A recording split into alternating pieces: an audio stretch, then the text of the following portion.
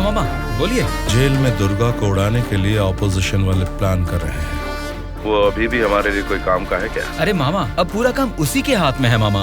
अगर हाथ पर हाथ धरे बैठे रहे तो वो पार्टी फिर से सत्ता में आ जाएगी, तो फिर वो हमारे किस काम का रहेगा? इस बार जैसा आप सोच रहे हैं, सत्ता हमारे हाथ में नहीं है मामा। 70% उन्हीं के फेवर में है। ये बात तुझे कैसे पता? इलेक्शन सर्वे रिपोर्ट्स में वो हमसे ज्यादा स्ट्रॉन्ग है मामा। अगर वोट्स काउंटिंग में भी वो हमसे आगे निकले तो हमें कुछ और एमएलएस की जरूरत पड़ेगी मामा। अब उनको धमका के डरा के हमारी पार्टी में लाने के लिए हमारे लिए दुर्गा ही लास्ट ऑप्शन है मामा। And he is the most powerful weapon we have today. और हमारे धंधे में तो गधे को भी बाप बनाना पड़ता है। और हमें अगर गवर्नमेंट फॉर्म करना है तो किसी भी हाल में हमें दुर्गा चाहिए मामा।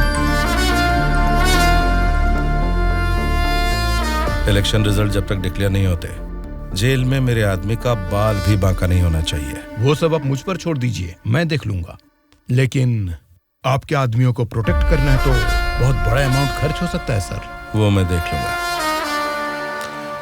सर मेरा एक छोटा सा डाउट है सर। क्या डाउट है? आपने दुर्गा को मरवाने के लिए पैसे लिए थे ना, अब बचाने के लिए पैसे ले रहे हैं। ये बात मेरे पल्ले नहीं पड़ी सर, मुझे थोड़ा कंफ्यूजन हो रहा है। पागल कहीं। इसी को अंग्रेजी में पॉलिटिक्स बोलते हैं और हमारी भाषा में बोलते हैं राजनीति, समझे?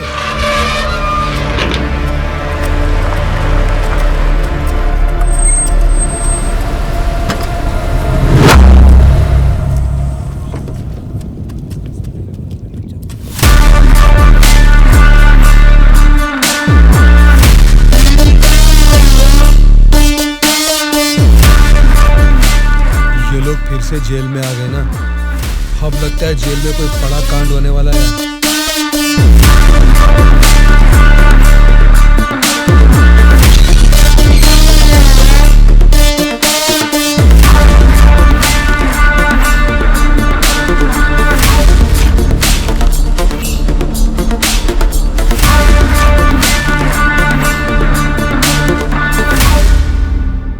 उसे कब मारने का सोचा है? हो सके तो आज ही। आज छोड़ देना, कल विजिटिंग आवर्स है, मुमकिन नहीं होगा। परसों मारने का प्लान बनाओ। ठीक है फिर, लेकिन एक बात अच्छी तरह से समझ लो, दुर्गा को मारने के लिए मैं तुम लोगों को आधे घंटे का टाइम दे सकता हूँ। आधे घंटे में ही काम निपटाना होगा, और अगर नहीं मार सके तो उसे दोबारा मारने का मौका नहीं मिलेगा। जाओ।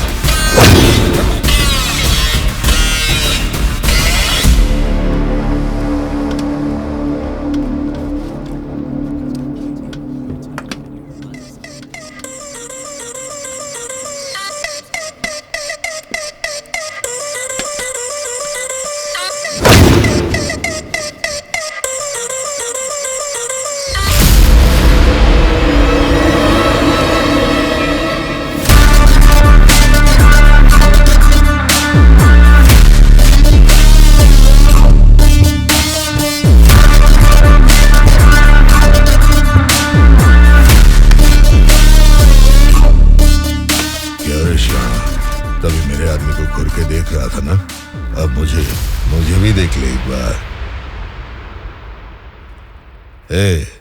बहरा है क्या? आंखें निकाल कर गोटियां खेलूंगा। बोलना। तेरे से बात करे ला रे, समझ में नहीं आता भाई क्या बोल रहा है। देखना, एक बार देख मुझे।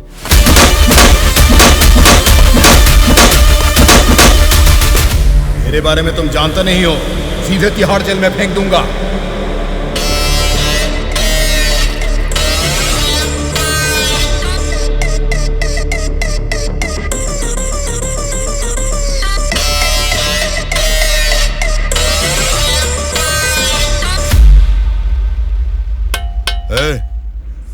तुझसे मिलने कोई आया है? मिलने।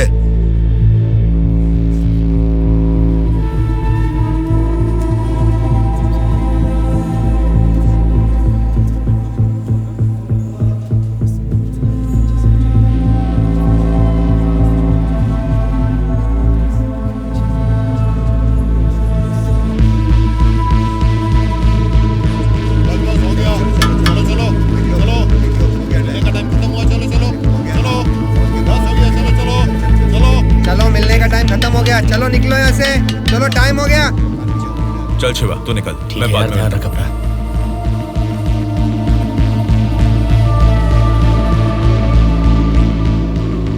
शिवा, भावना कैसी है? देखा, अभी याद आई ना तुझे उसकी?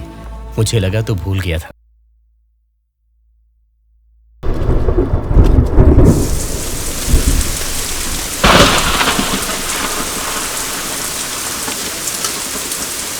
वो दुर्गा वॉशिंग एरिया में है, बिना गड़बड़ किए उसे टपका देना।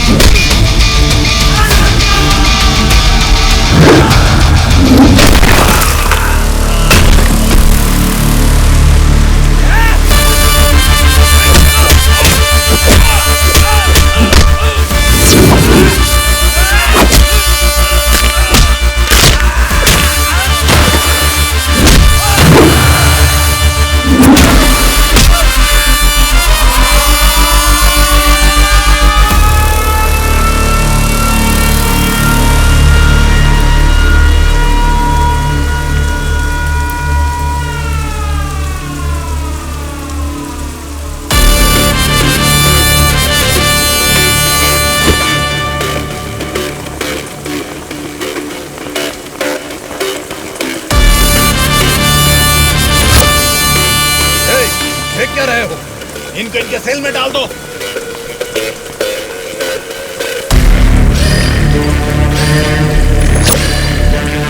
आज जेलर साहब। यो बादशाह, तुम और 10 लोगों को भेजोगे ना तो भी जेल में उस दुर्गा को नहीं मार सकोगे। क्या हुआ जेलर साहब? क्या हुआ है? तुमने जिन 10 लोगों को भेजा उन्हें उसने कुत्ते की तरह पीटा। मुझे तो लगता नहीं है उनमें से एक भी जिंदा बचेगा। आइंदा जेल के अंदर ऐसी बचकानी हरकत मत करना। जेल के बाहर ही निपटाओ। प्लानिंग जेल के बाहर करो। रखो फोन।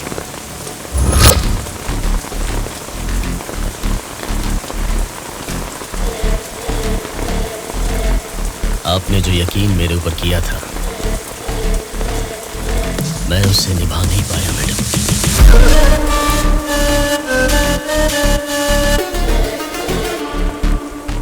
आप ये गन लीजिए मैडम। इस गन से मुझे अभी इसी वक्त यहीं पे मार दीजिए, नहीं तो मुझे एक और मौका दीजिए। मैं खुद जेल में जाकर उस दुर्गा को मारूंगा।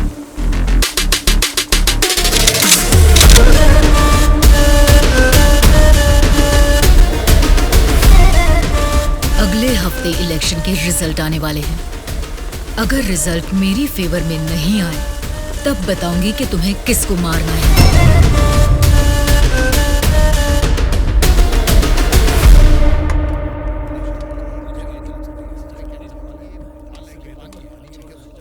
मेरा नाम दुर्गा है। सूर्या। कल मुझे बचाने के लिए थैंक्स।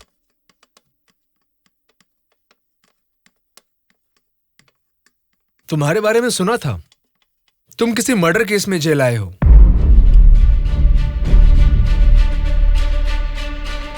सूर्या, अगर तुम मेरे साथ काम करना चाहते हो तो कहो, मैं तुम्हें इस जेल से बाहर निकाल सकता हूं और तुम्हारे ऊपर जितने केसेस हैं वो सब मिटा सकता हूं। वो कैसे? मेरी सरकार में अच्छी जान पहचान है। अगर तुम हमारे साथ काम करना चाहते हो तो कहो, हमारी पार्टी सत्ता में आते ही तुम्हारे ऊपर से सारे केसेस हटवा दूंगा। तुम सच में मेरे ऊपर से वो केस निकलवा दोगे तो मैं तुम्हारे साथ मिलकर कुछ भी करने के लिए रेडी हूं। तो आज से हम दोनों फ्रेंड्स।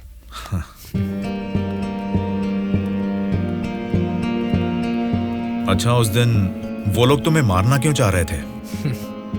ऑपोजिशन वाले तो मुझे कई दिनों से मारने की कोशिश कर रहे थे, क्योंकि उन्हें इस बार जेल में मौका मिल गया, इसीलिए वो मुझे मारने आ गए।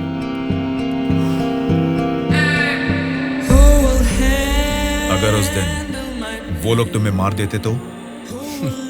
क्या होता? जेल में तुम्हारे जैसे अच्छे फ्रेंड को खो देता।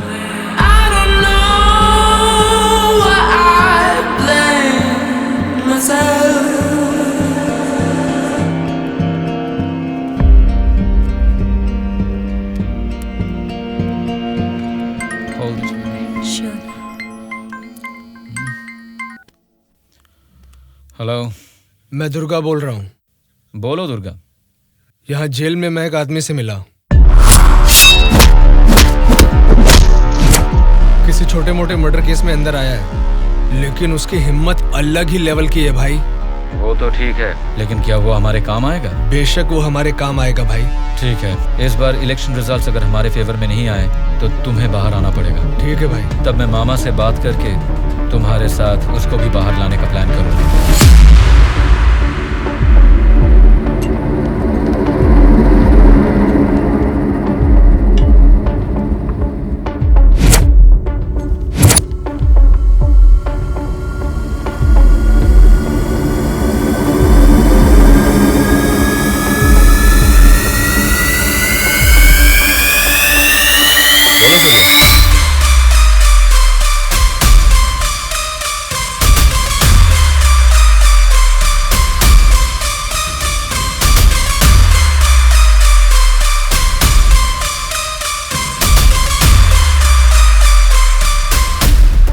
देखो सूर्या, ये सोसाइटी नहीं बदलेगी, ना ही जनता। ये 100 साल के इतिहास में तुम्हें कभी लगा है कि वोट डालने का तरीका बदला है? हमें क्या लेना है सूर्या, मेरी बात सुन, ये सब अभी से छोड़ दे। देखो शिवा, जैसा तू बोल रहा है ये समाज नहीं बदला होगा, पब्लिक ने वोट देने का तरीका भी नहीं बदला होगा, लेकिन पब्लिक को पालने वाले नेता लोगों को हमें बदलना है यार। 40 दिन के इंतजार के बाद हुआ पर्दाफाश। जीते हुए उम्मीदवार जश्न मना रहे हैं तो हारे हुए उम्मीदवार उसकी वजह ढूंढने में जुट गए हैं। जनता के वोट ये बता रहे हैं कि उन्हें किसी से कोई बैर नहीं, दोनों मेजर पार्टियों को इलेक्शन में लगभग एक समान वोट मिले हैं। राज्य के पूरे 120 असेंबली सीटों में से सरकारी पार्टी को 48 सीट मिले हैं, वहीं ऑपोजिशन पार्टी को 52 सीट मिले हैं। बाकी 20 सीटें इंडिपेंडेंट एमएलएस को मिले हैं और वो ही तय करेंगे कि राज्य में सरकार किस पार्टी की बनेगी। अब उनमें से कितने लोग कौन सी पार्टी को समर्थन करेंगे, राज्य की सत्ता कौन सी पार्टी को जाएगी, ये सब जानने के लिए शक्ति परीक्षण होने तक सबको इंतजार करना ये क्या है सर? इस बार ऐसे कैसे हो गया? अब हम क्या करेंगे सर? इस बार भी गवर्नमेंट हमारी ही बनेगी।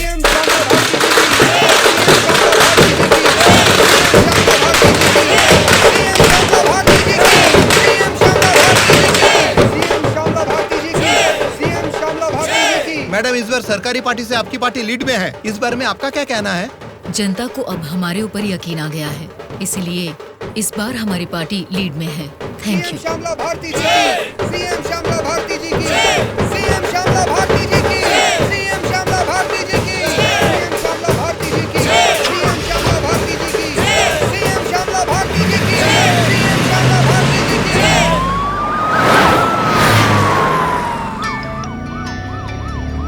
मैडम, सीएम राम मोहन राव जी का फोन आया है।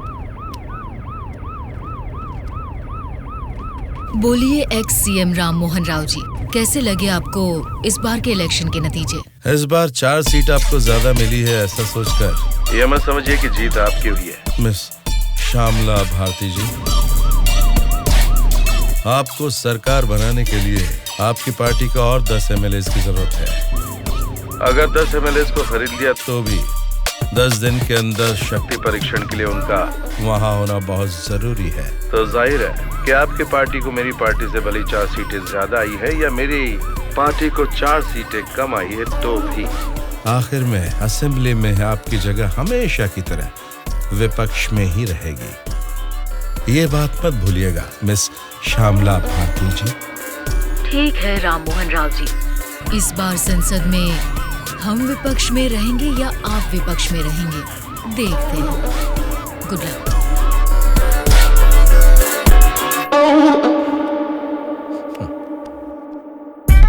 ये जानते हुए कि हमारी पार्टी लीड में है, ये राम मोहन राव कॉन्फिडेंटली कह रहा है कि हमारी पार्टी जीत नहीं सकती। इससे ये साफ पता चलता है कि हमारी पीठ पीछे साजिश हो रही है। हम एक लीडिंग पार्टी है, हमें हमारी पार्टी को सत्ता में लाने के लिए उन 20 इंडिपेंडेंस को हमारी पार्टी में लाने का कोई न कोई तरीका ढूंढना होगा। हमें उन 20 लोगों को जल्द खरीदना होगा मैडम, और उसका केवल एक ही रास्ता है। कौन सा रास्ता? अनंतगिरी में 20 साल से ना हारने वाले कल्याण प्रसाद को हमें सबसे पहले खरीदना होगा मैडम। उसी को क्यों? वही किंग मेकर है मैडम। जितने भी 20 इंडिपेंडेंट उम्मीदवार है वो सब उसी के हाथ में रहते हैं। तो फिर जल्द से जल्द बुलवाइए उसे।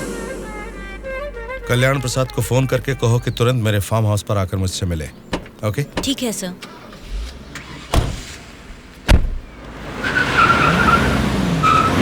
लगता है सब लोग आ गए हैं, तेरी वजह से ही लेट है। हाँ रुको रुको।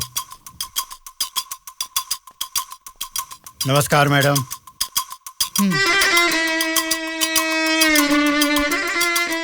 मैडम, डायरेक्टली पॉइंट पर बात करेंगे, इससे दोनों का टाइम बचेगा। मैं भी सीधे पॉइंट पर आकर बात करूंगी। आपके 20 एमएलएस को हमारी पार्टी को समर्थन देना होगा। इसके लिए आपके एक एक एमएलए की कीमत बताइए। एक एक एमएलए ने अपने मतदान क्षेत्र में जीतने के लिए तकरीबन 50 करोड़ रुपए खर्च किए हैं। एक एक एमएलए को 100 करोड़ दे दीजिए। क्या मतलब? एक एक एमएलए को 100 करोड़? मतलब इसके हिसाब से 20 एमएलए को 2000 करोड़? हाँ मैडम। इतना क्यों? मार्केट में आजकल रेट बहुत बढ़ गए मैडम। एक जमाने में खाना पकाने का तेल 100 रुपए लीटर मिलता था और अब 230 रुपए हो गया है। फिर भी लोग खरीद रहे हैं ना। वैसे जनता के बारे में हम कुछ सोच रहे हैं क्या? नहीं ना। इसीलिए जैसे चीजों के दाम बढ़ गए हैं, वोटर्स ने भी अपने रेट बढ़ा दिए हैं मैडम। एक टाइम पे 1000 रुपए में मिलने वाले वोट अब 5000 में मिलते हैं। यहाँ कोई भी कैंडिडेट को देख के वोट नहीं डालता मैडम, वो वोट डालता है कैश देखकर ही। मतलब आपके एमएलएस को हमारी पार्टी को समर्थन देना है तो आपको 2000 करोड़ देने होंगे, सही कहा? 2000 करोड़ नहीं मैडम। तो फिर? 2500 करोड़। मतलब 2500 करोड़ रुपए? यस।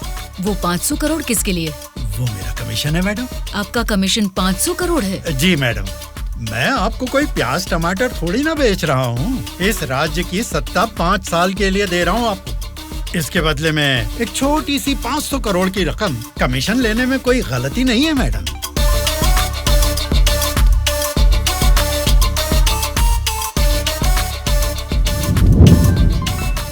सत्ताधारी पार्टी का phone.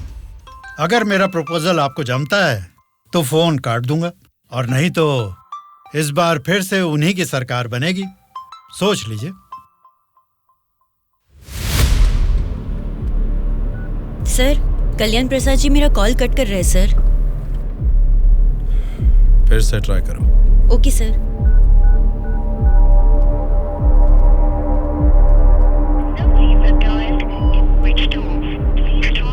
Sir, phone switch off आ रहा है सर। ठीक है, उसे वॉइस मैसेज भेज दो। Okay sure sir. आपने 2500 करोड़ मांगे जो मैं दे रही हूँ। कोई गलती नहीं होनी चाहिए। शक्ति परीक्षण वाले दिन हमारे 20 एमएलए आपके पीछे दुम हिलाते हुए चलेंगे। आप जहाँ साइन करवाएंगी वहाँ करेंगे। अब आप सीएम पद की शपथ लेने के लिए तैयारी कीजिए मैडम। लेकिन उसके पहले हमें एक काम करना है। वो क्या है मैडम? आपने मुझसे हाथ मिला लिया है, ये खबर राम मोहन राव को जरूर पता चल जाएगी। हमें हमारे एमएलएस को सेफ रखना होगा। इसलिए उन सभी एमएलएस को राम मोहन राव से सेफ रखने के लिए मैंने बेंगलुरु में एक स्टार होटल पूरा बुक कर लिया है। शक्ति परीक्षण होने तक वो सारे उधर ही रहेंगे। आपके एमएलएस के साथ हमारे एमएलएस को भी मिलाकर उधर भेजेंगे तो वो सब साथ में वहाँ सेफ रहेंगे। आपकी बात सही है मैडम, पर उस राम मोहन राव के डर से सिटी से इतनी दूर बेंगलुरु में एमएलएस को रखने की जरूरत नहीं है मैडम। वो क्या है ना, शहर के बीचों बीच मेरे कंट्रोल में एक जगह है जिसके बारे में किसी को नहीं पता। ये 10 दिन हम अपने एमएलएस को वहीं छिपाएंगे तो टाइम भी सेव होगा और अपने लोग अपने ही साथ हैं, ये भरोसा भी रहेगा। लेकिन उतनी सेफ प्लेस इस सिटी में कहाँ है? सॉरी मैडम, शक्ति परीक्षण होने तक उस जगह के बारे में मैं आपको भी नहीं बताऊंगा। ठीक है, फिर आपके एमएलएस के साथ हमारे एमएलएस को भी आपकी बताई हुई जगह पर भेजूंगी। देखना कोई भूल ना हो। Okay madam. सत्या। हाँ सर। सर, श्यामला भारती जी ने कल्याण प्रसाद जी को 2500 करोड़ में खरीद लिया। अब हमारी हालत क्या होगी सर? हमारी सरकार गिर गई क्या? सर, इलेक्शन में मैंने 100 करोड़ खर्च किया, अब मेरा क्या होगा सर? बताइए सर, क्या होगा? बस चुप हो जाओ। परेशान होने की जरूरत नहीं है। शक्ति परीक्षण में अभी टाइम है। मैं जानता हूं मुझे क्या करना है। आपकी बात मुझे समझ आ गई। अभी मुझे क्या करना है बोलिए। अनऑफिशियली किसी भी हालत में दुर्गा मुझे जेल से बाहर चाहिए, चाहे जितने भी पैसे लग जाएं। तुरंत जेलर से बात करके काम को अंजाम दो। ठीक है मामा, पर एक रिक्वेस्ट है। बोलो क्या है? दुर्गा के साथ एक और आदमी को जेल से बाहर निकलवाना है मामा। कौन है वो? उसका नाम है सूर्या। उसकी गट्स, उसकी हिम्मत, वो अलग ही लेवल की है। हो सकता है, लेकिन किसी भी अनजान आदमी के ऊपर इस तरह से आंख मूंद कर भरोसा कैसे कर सकता? ये स्टेट गवर्नमेंट का मामला है। अगर कुछ गलत हो गया तो मेरा पूरा पॉलिटिकल करियर खत्म हो जाएगा। मेरा यकीन कीजिए मामा, हमारे गवर्नमेंट को गिरने से बचाने के लिए इस ऑपरेशन में दुर्गा से ज्यादा वो ही एक्टिवली काम करेगा। ठीक है, अगर तुम उसकी इतनी तारीफ कर रहे हो तो काम खत्म होते इन दोनों को फिर से जेल में डाल दूंगा। मैं भी उससे जरूर मिलना चाहूंगा।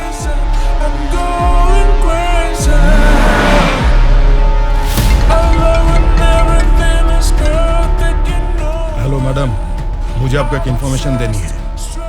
हाँ बोलिए। जेल से दुर्गा भाग गया है, अपने एमएलएस को संभालिए।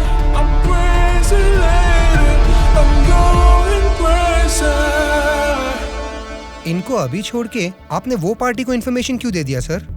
वो लोग आपस में लड़के मरेंगे तो ही ना हम जैसे लोग सेफ रहेंगे।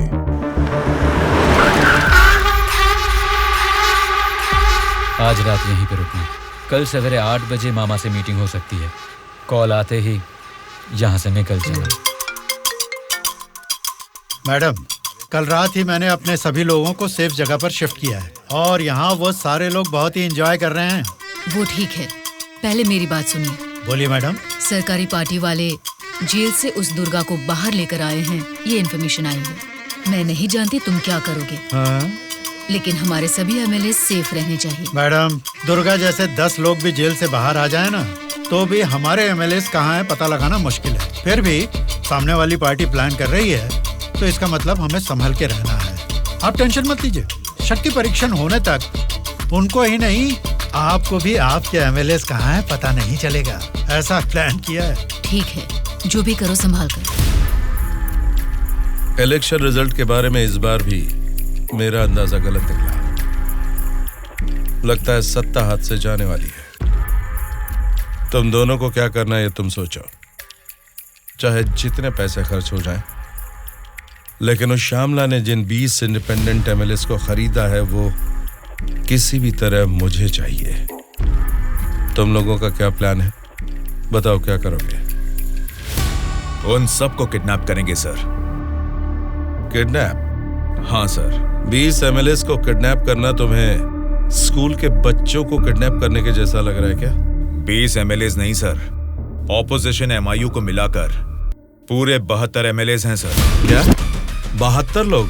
आपकी पार्टी से जीते हुए 48 एमएलएस के साथ पूरे 120 एमएलएस को आपके बेंगलुरु वाले फार्म हाउस में बिना बंदी बनाए इस बार आप सीएम नहीं बन सकते हैं सर। ऑपोजिशन एमएलएस तक तो ठीक है, लेकिन हमारे एमएलएस क्यों?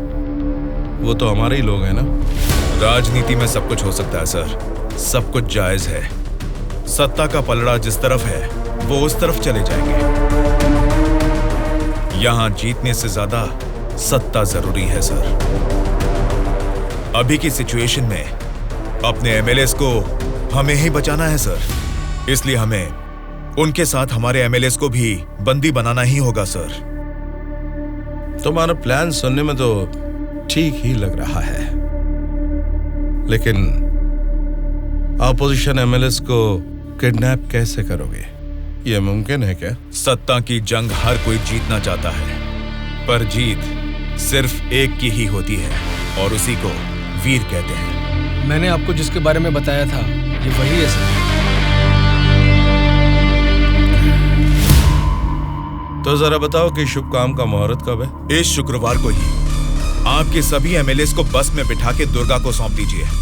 दुर्गा उनको बेंगलुरु हाईवे के एक ढाबे पर लेकर आएगा। इसी बीच ऑपोजिशन के सभी एमएलएस को किडनैप करके लाने का जिम्मा मेरा होगा। गुड। तुम्हारे प्लान के साथ तुम्हारा कॉन्फिडेंस भी मुझे अच्छा लगा।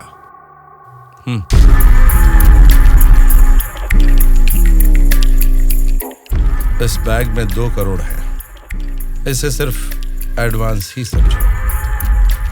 जैसा सोचा है, अगर काम वैसा ही हुआ तो तुम्हारे ऊपर जितने भी केस हैं उनको हटाने के साथ ही इस तरह के कई बैग्स तुम्हें मिलेंगे।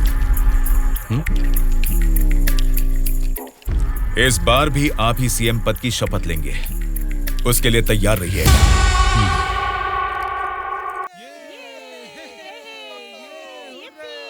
कल्याण प्रसाद के फोन का लास्ट कॉल लोकेशन कल रात 11 बजे का गुलजार हाउस में दिखा रहा था। तभी से लेके अब तक वो किसी के टच में नहीं है।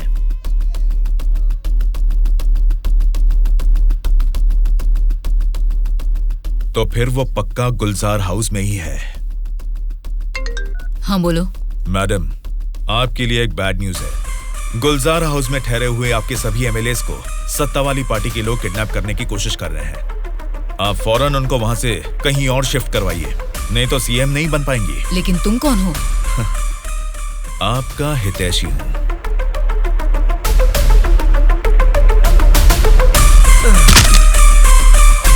चलिए बैठिए आप लोग अंदर।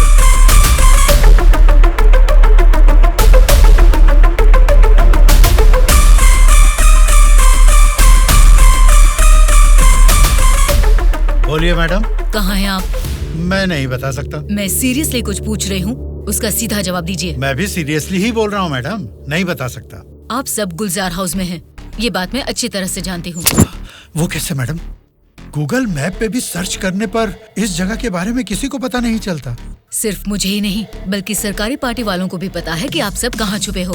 अब क्या करें मैडम? उनके वहाँ पहुँचने से पहले निकलो वहाँ से और अपने साथ सभी एमएलएस को वहाँ से शिफ्ट कर दो। लेकिन अभी के अभी इतने एमएलएस को कहाँ शिफ्ट करेंगे मैडम? मैं बस भेज रही हूँ, मेरे बेंगलोर वाले रिसोर्ट में शिफ्ट हो जाओ। समझ गए तुम? समझ गया।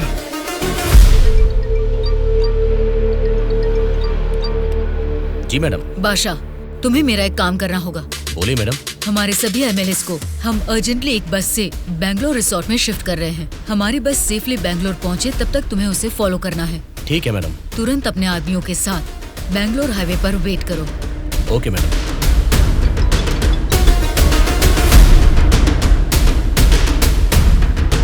हेलो मैडम, मैं ट्रैवल एजेंसी का बस ड्राइवर बोल रहा हूँ मैडम। कहाँ पहुँचे तुम? मैं बिल्कुल सही लोकेशन में पहुँच गया हूँ मैडम। ठीक है, हमारे लोग वहाँ आएंगे, वेट करो। ठीक है मैडम।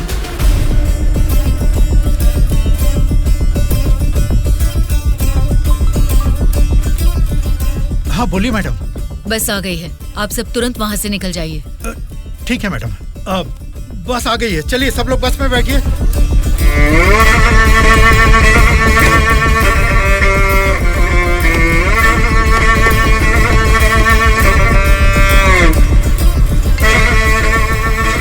मैडम सब लोग बस पे चढ़ गए मैडम, अभी निकल सकते हैं क्या मैडम? Okay madam. बोलो सूर्या। दुर्गा, हमारा प्लान सक्सेस हुआ। अब सभी एमएलएस मेरे कब्जे में हैं। तुम हाईवे के ढाबे पे वेट करो, मैं भी पहुंचता हूँ। ओके। क्या रे, कुछ पता? बोली मैडम। बस निकल गई है और थोड़ी ही देर में बैंगलोर हाईवे एंटर करेगी। अगर कोई भी हमारी बस को फॉलो करता हुआ दिखे तो उसे वहीं मार देना।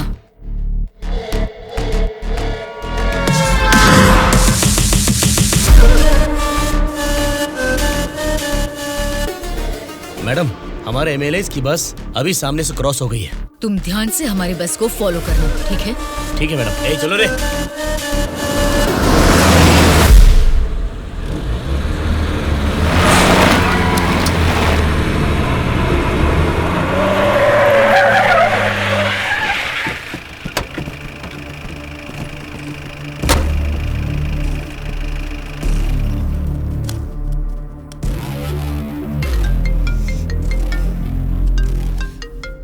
बोलो बादशाह। हाँ मैडम, अभी हमारी बस हाईवे के बाजू में एक ढाबा के पास रुकी हुई है।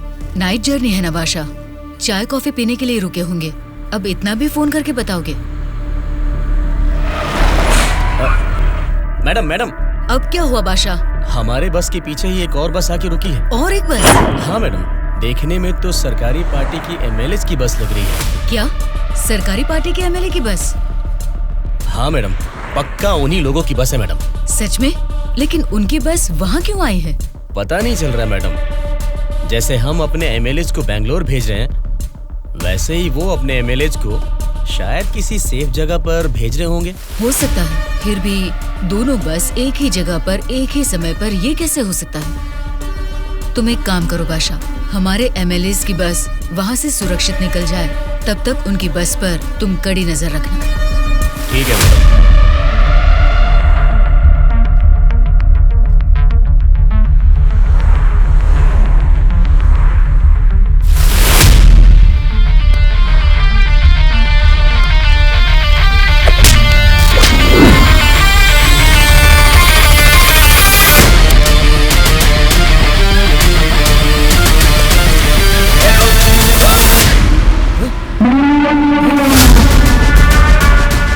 बोलो बादशाह। हमारे बस ड्राइवर ने सरकारी पार्टी के बस ड्राइवर दुर्गा को मार के उनके बस को भी हमारे बस ड्राइवर ही ड्राइव करके ले जा रहे हैं मैडम।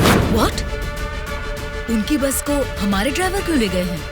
मुझे भी कुछ समझ में नहीं आ रहा मैडम। ठीक है, मैं अपने ड्राइवर को फोन करके पता लगा लूंगी। पहले तुम हमारी बस को फॉलो करो। Okay madam.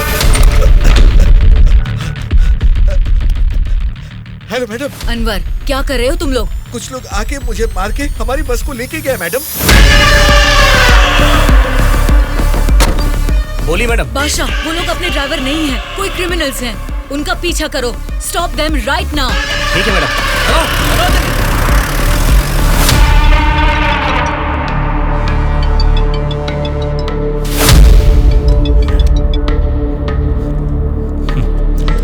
बोलिए श्यामला जी, इस वक्त कैसे याद किया?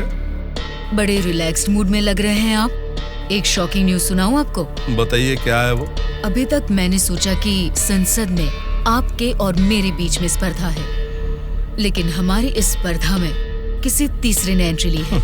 उसने क्या किया है अगर ये आपको बताऊंगी तो बहुत बड़ा झटका लगेगा। वो तीसरा कौन है और उसने क्या किया है ये आप बताएंगी, तभी तो पता चलेगा कि मुझे बड़ा झटका लगेगा या नहीं। जेल में से आपने एक जानवर को बाहर निकलवाया मिस्टर राव। उस जानवर को मारकर उस तीसरे ने हमारे एमएलएस के साथ आपके एमएलएस को भी किडनैप करके वहाँ से भाग गया है मिस्टर राव।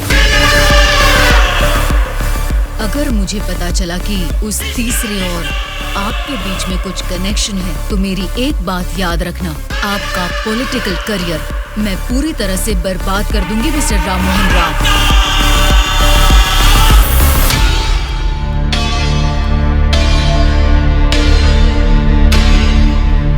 क्या हुआ मामा? उस दुर्गा को कॉल कर।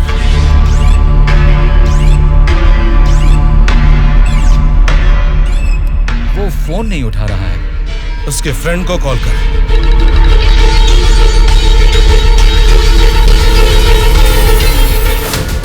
मेरे पॉलिटिकल करियर में ये फर्स्ट टाइम है जब मैंने किसी पर यकीन करके धोखा खाया। बोल कौन है रे तू? बोला था ना, ये सत्ता की जंग हर कोई जीतना चाहता है, लेकिन किसी एक को ही जीत मिलती है, उसी को वीर कहते हैं। अब वो जंग शुरू हो चुकी है। वीर कौन है और वो जंग किस मकसद से कर रहा है, आगे आगे तुमको सब समझ में आएगा। तब तक के लिए वेट एंड सी।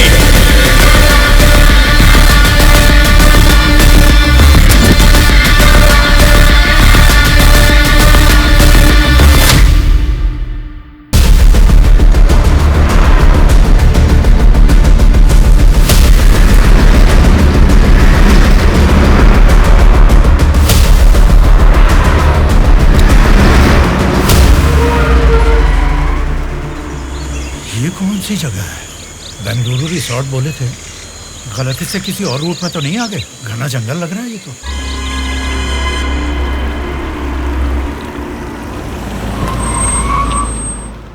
सर वो क्या है कि तुम पर भरोसा करके काम सौंप दिया, इसके लिए तो मुझे खुद को जूते मारने चाहिए।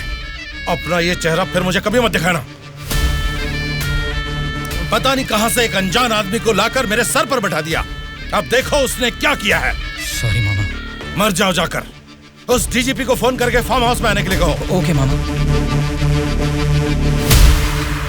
क्या रे, हमारी पार्टी ज्वाइन करने के लिए इस जंगल में आ गए तुम लोग? अरे जब लीड में हम हैं तो तुम्हारी पार्टी में आने की नौबत क्यों आएगी हमें? लीड में हम हैं बोलकर तुम सब लोग हमारी पार्टी में आ गए। देख लो, कुछ अकल है कि नहीं? वाली लीड नहीं, जीतने वाली भी अपनी ही पार्टी है। रुक जाओ, क्या है ये? इतना शोर कर रहे हो? आपस में लड़के कुछ नहीं मिलने वाला। हमें कुछ भी बोलिए, लेकिन हमारी पार्टी को कुछ मत बोलना। समझ गए? जरा सामने आओ और अपनी पार्टी की ताकत दिखाओ। साइलेंस।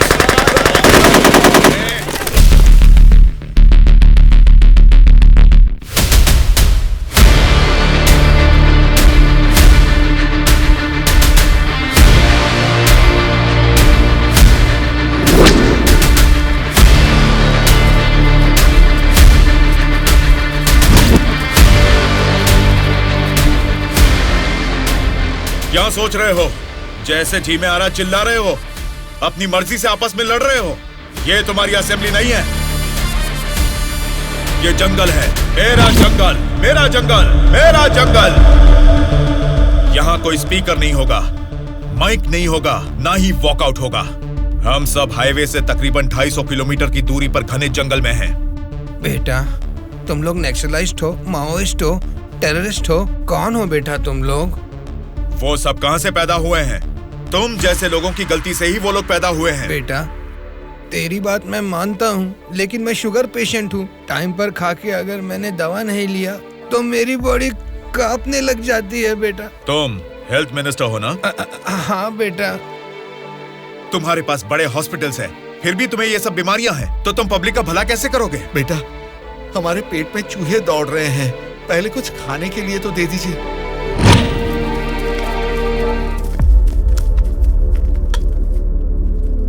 ये क्या खाना है? ये तो जेल के खाने से भी बदतर है। क्यों रे? तेरी राशन की दुकान में यही चावल तो बिकता है, फिर वो लोग कैसे खाते होंगे, कभी सोचा है?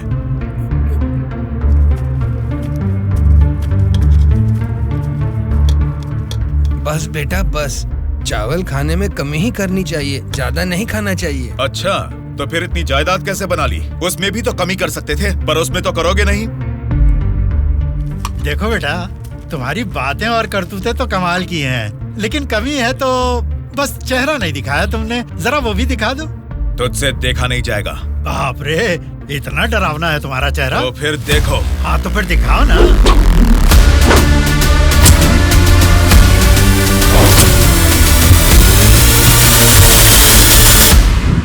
हमारी जिंदगी को लक्ष्य देता है ये महाविद्यालय, हमारे भविष्य को भी रचता है ये विद्यालय। स्वामी विवेकानंद ने कहा था कि देश का भविष्य युवा पीढ़ी के हाथों में है, लेकिन युवा होने के नाते हम क्या कर रहे हैं? देश के भविष्य से मुझे क्या करना है, ऐसा बोलकर हम खुद ही को स्वार्थी बनाते जा रहे हैं। मतलब हमारा पढ़ाई करना, नौकरी करना स्वार्थ है क्या? प्रॉब्लम पढ़ाई के बारे में या जॉब के बारे में नहीं है बेटा। तो फिर देश के भविष्य के बारे में ना सोचना ही प्रॉब्लम है। इसीलिए तो हर 5 साल में हम वोटिंग करके नेता लोगों को चुनते हैं। ये सब काम तो उनका है। वही तो हम लोगों की गलती है, वोट देते हैं और भूल जाते हैं। एक स्टूडेंट की हैसियत से फैसला करना आपके हाथ में नहीं है, लेकिन बेहतर समाज का निर्माण करने का सामर्थ्य आप में है। उन लोगों को खड़ा करके पूछने का हक भी आपको है। जब आप लोग ऐसा करेंगे तब स्वामी विवेकानंद की बात सच होगी कि देश का भविष्य युवाओं के हाथों में है। जाल खरीदने के लिए पैसे देंगे, नाव खरीदने के लिए लोन देंगे। तुमसे यही वादा इलेक्शन से पहले किया गया था ना, लेकिन अब सत्ता में आकर 4 साल होने के बाद भी एक भी वादा पूरा नहीं किया। इसको आप कब तक सहेंगे और कितने दिन भुगतेंगे? इन एमएलएस को जीतने दीजिए और सवाल कीजिए।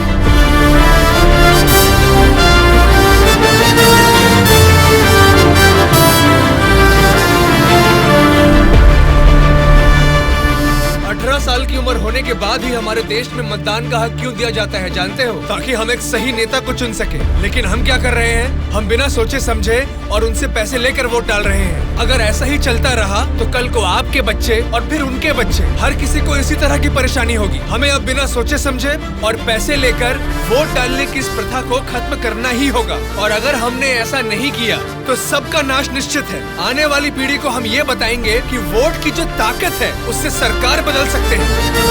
जनता की सच्चाई। स्टूडेंट सर, आजकल जनता के सामने समाज के बदलाव की बातें करते रहते हैं सर। आजकल ये फैशन हो गया है सर। ठीक है। हाँ? उसके भाषण की वजह से अपनी इमेज डैमेज नहीं होनी चाहिए। सर, हमें उनकी परवाह नहीं करनी चाहिए। वो लोग कुछ प्रॉब्लम नहीं करेंगे सर। अपने किसी आदमी को बोलो इन पर जरा नजर बनाए रखे। Okay sir. दिल्ली से आते ही इनके बारे में कुछ करेंगे। क्या बताऊं बेटा, इस गांव की समस्या वैसे की वैसी ही है। हमारी समस्याओं को सुनने के लिए कोई वार्ड मेंबर नहीं आता है। सरपंच को तो देखा ही नहीं, कॉर्पोरेटर काम नहीं करता, और एमएलए के लिए क्या बताऊं, 4 साल पहले हमने उनको जिताया, वो तो ऐसे गायब हुए जैसे गधे के सर से सिंह। उनसे मिलने जाओ तो लात मार के भगा देते हैं।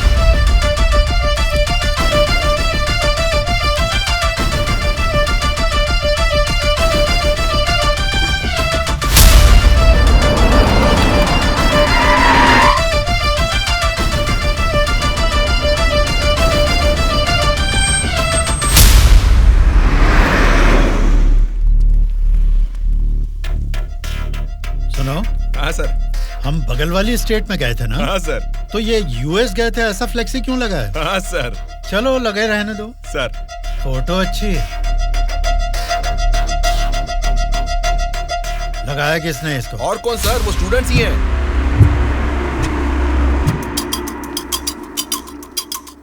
इन पोस्टर्स को देखकर वो एमएलए पक्का रिएक्ट करेगा। रिएक्ट तो करेगा, पर कैसे रिएक्ट करेगा वो पता नहीं चल रहा।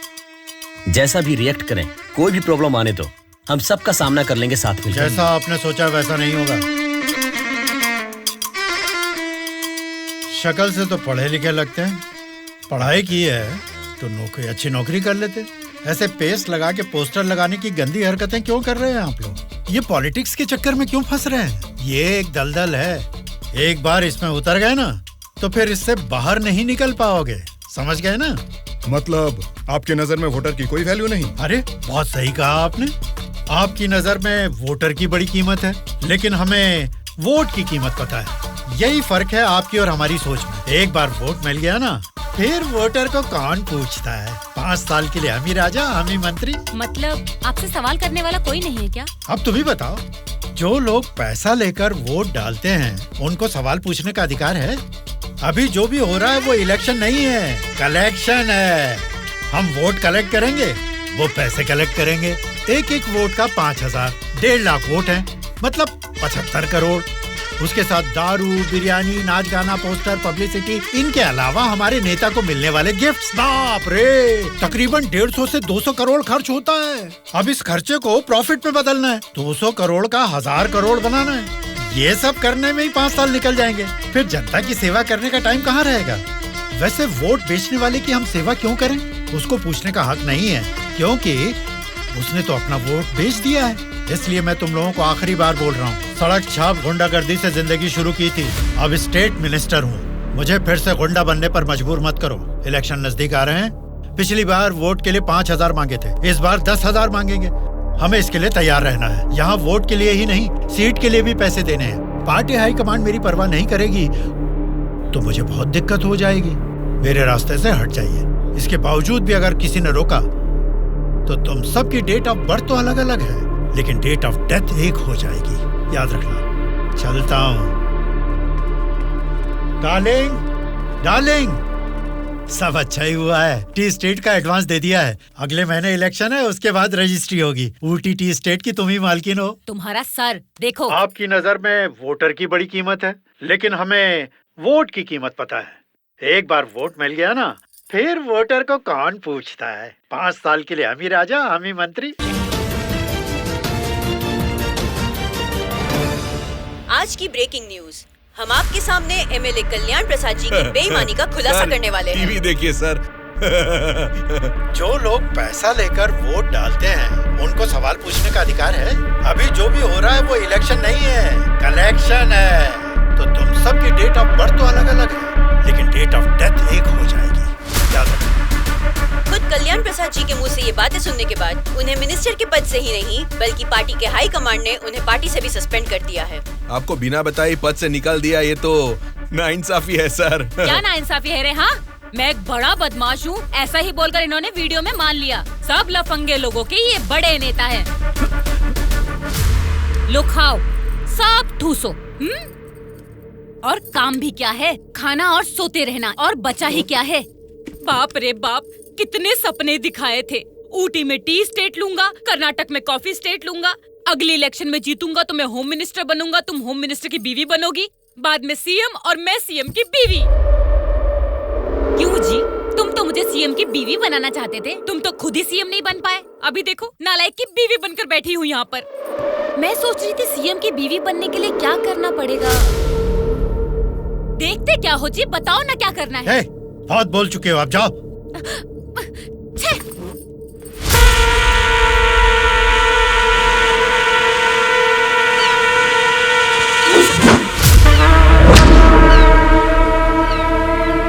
अरे क्या कर रहा है? निकाल उसे। माफ कीजिए सर, अपने लोग हैं, मछली पकड़ना सीख रहे हैं, गलती से आपके ऊपर गिर गया। आप जाइए सर।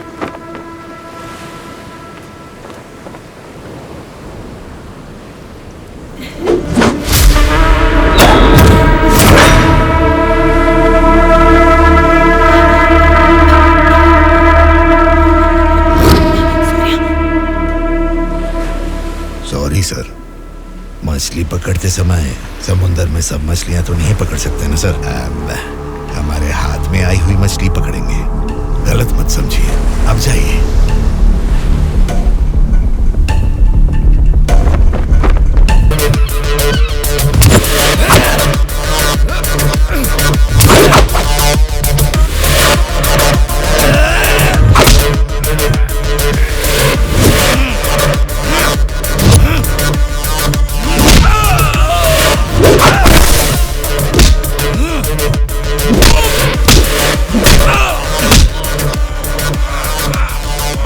किसने तुम सबको भेजा? बता, जल्दी बता।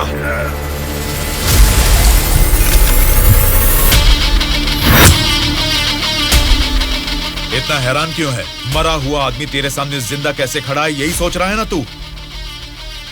मुझे मारना तेरे बस की बात नहीं है, ना ही तेरे बाप से हो पाएगा। वोट देना हर एक का हक है, उसे पैसे देकर मत खरीदो। एमएलए एक रिप्रेजेंटेटिव होता है जो लोगों की समस्याओं को सरकार के पास लेकर जाता है, बल्कि ये नहीं कि वो उस क्षेत्र का राजा बनकर बैठे। जस्ट एक कर्मचारी है। तुम सब कुछ भूल गए हो, इसलिए याद दिलाने के लिए पोस्टर्स लगाए, लेकिन तुम तो समझ ही नहीं पाए। अब तक तो तुम्हें ही बदलने के बारे में सोचा था, इस चुनाव क्षेत्र के एमएलए को बदलने के बारे में नहीं। लेकिन अब बदलूंगा। अगले इलेक्शन में चुनाव के लिए रेडी हो जाओ। अब की बार कलेक्शन नहीं, इलेक्शन होगा।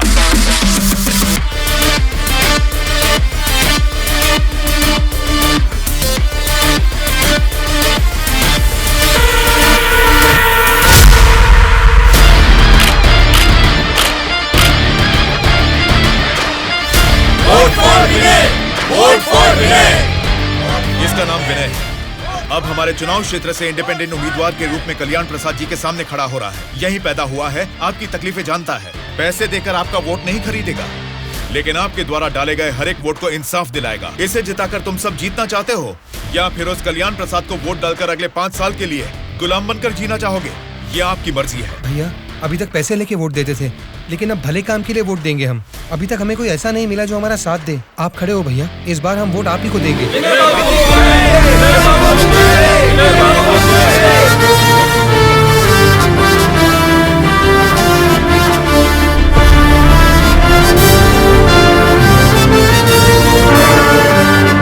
ऐसा क्या?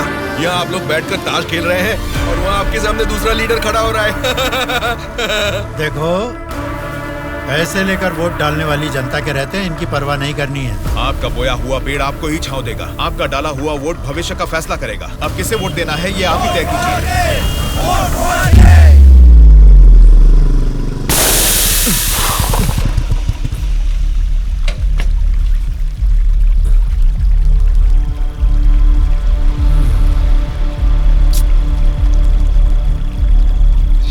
पंचर बना लो, पंचर। क्या बाबू, गाड़ी पंचर क्या?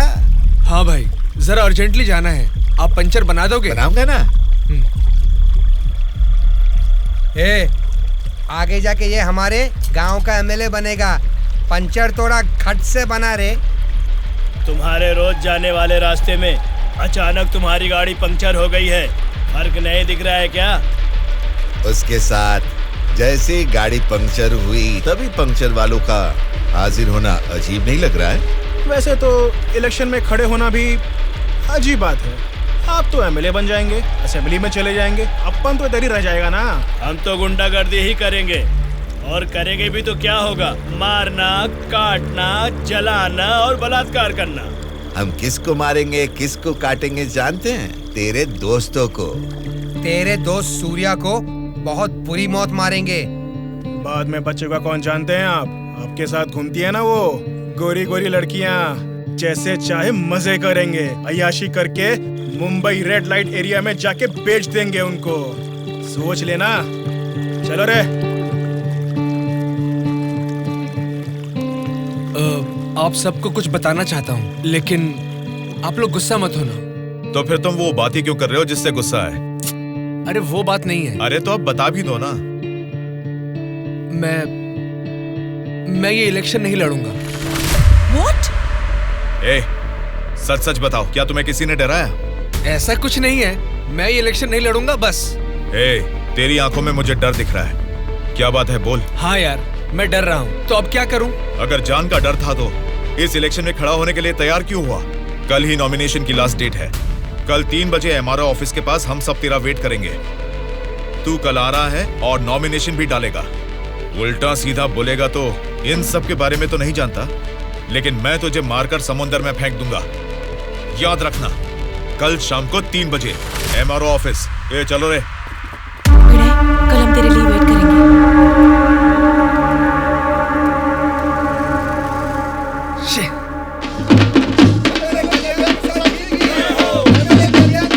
पता नहीं कहाँ रह गया। अपने आप को समझता क्या है वो? Phone is not reachable, message भी नहीं जा रहा।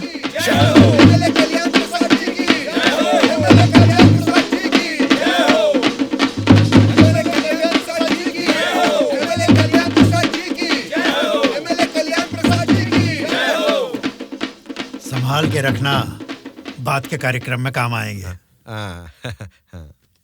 नमस्कार वोटर महाराज, आपके अनमोल वोट आप मुझे ही देंगे ना?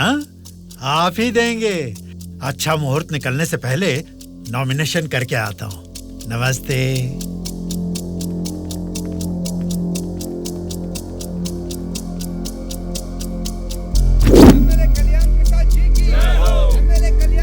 विनय को फिर से कॉल करो। इतना टाइम हो गया अभी तक नहीं आया।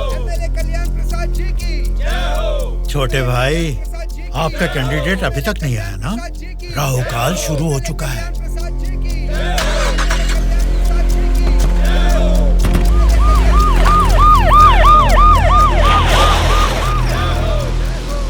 हम तुम्हें अरेस्ट करने आए हैं। हमें चलो बताते हैं।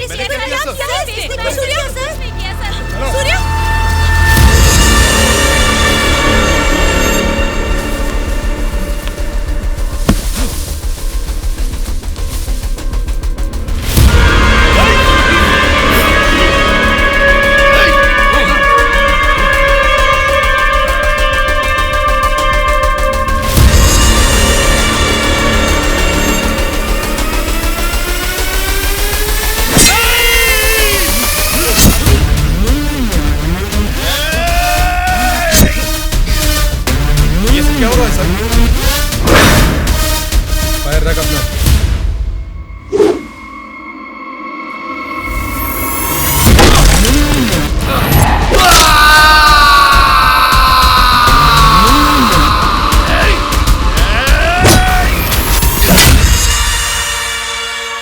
पकड़ रहे इसे। सर ये सब क्या हो रहा है सर? हो रहा है नहीं, जो हुआ है वो बता रहा हूँ। पकड़ इसे।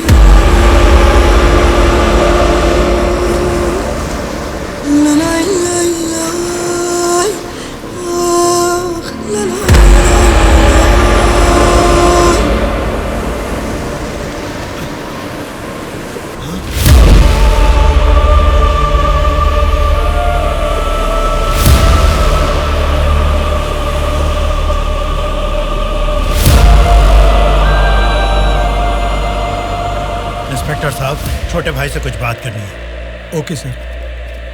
छोटे भाई, खुद को ही अकलमंद समझते हो, तुम्हारे रेंज की नहीं है, फिर भी मेरी थोड़ी सी अकल है। तुम्हारे इस्तेमाल किए हथियार को मैंने भी यूज किया, सोशल मीडिया। कल ही नॉमिनेशन की लास्ट डेट है। तू कल आ रहा है और नॉमिनेशन भी डालेगा। उल्टा सीधा बोलेगा तो, लेकिन मैं तुझे मारकर समुद्र में फेंक दूंगा।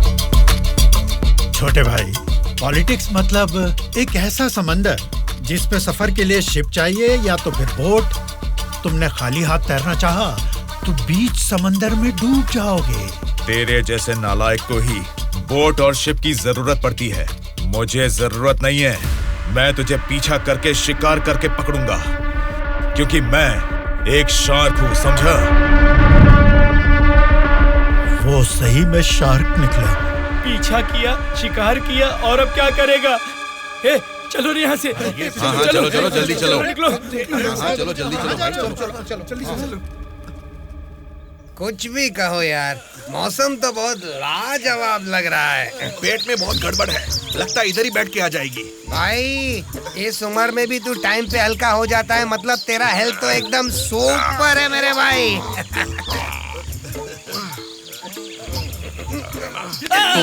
मेरा पेट गड़बड़ चल रहा है यार। मारे मर रहा हूँ, ऊपर से तुम लोग गोली चला रहे हो। तेरी गोली से हम लोग डरने वाले नहीं है, समझा? ठंडे ठंडे पानी से नहाना चाहिए, जाना है या नहीं?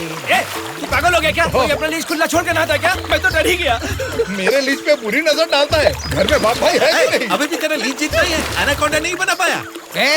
तुम लोगों को लीच और एनाकोंडा में फर्क नहीं समझता है क्या? लीच हो या एनाकोंडा हो, बीन बजाने से भी कोई फर्क नहीं पड़ने वाला है। अरे इस जंगल में बीन बजाना चाहिए। अरे ठीक से नहाने भी नहीं देता है, ठीक से हल्का भी नहीं होने दिया, गोलियां पे गोलियां चलाया जा रहा है। ये क्या हाल हो गया हमारा? एक नहीं, दो नहीं, पूरे 120 एमएलएस को प्री प्लान तरीके से किडनैप करके ले गया है। मेरी समझ में नहीं आ रहा क्या करूं। ये सब मैंने किया है। ये बात अगर जनता या मीडिया को पता लगी तो इतने साल की मेहनत से बना मेरा पॉलिटिकल करियर बर्बाद हो जाएगा। आप फिक्र मत कीजिए सर, ये हम पर छोड़ दीजिए। किडनैपर से सारे एमएलएस को कैसे सुरक्षित लाना है ये मुझ पर छोड़ दीजिए। किरण सर, ध्रुवा कहाँ है पता करो और तुरंत मेरे ऑफिस में आने के लिए कहो, तुरंत। Okay sir. मैं चलता हूँ सर।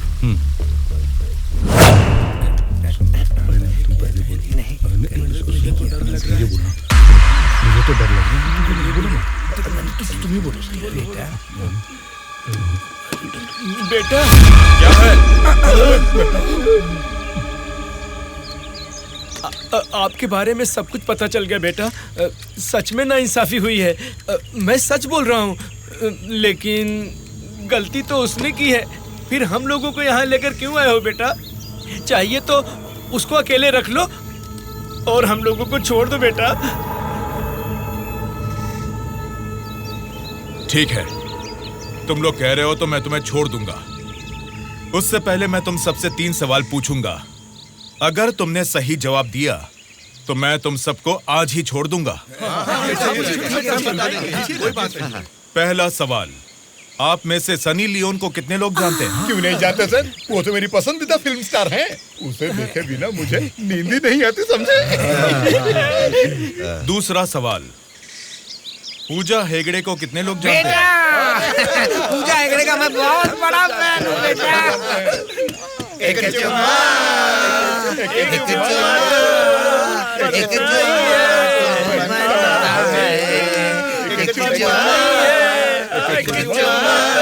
बेटा एक दूसरा गाना सुनाता हूँ, सुनो तुम।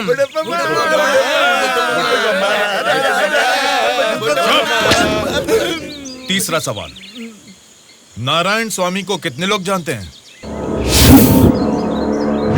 भाई नारायण स्वामी ना, उनका व्रत मैं हमेशा रखता हूँ। तुम सनी लियोन को जानते हो? पूजा हेगड़े ने कितने एक्टर्स के साथ डांस किया ये भी जानते हो?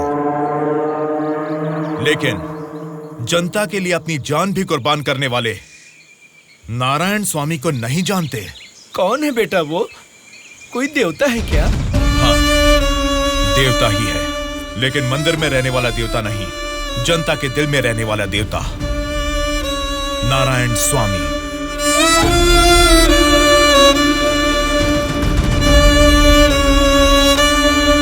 नमस्कार सर। नमस्ते माँ जी। नमस्ते नमस्ते।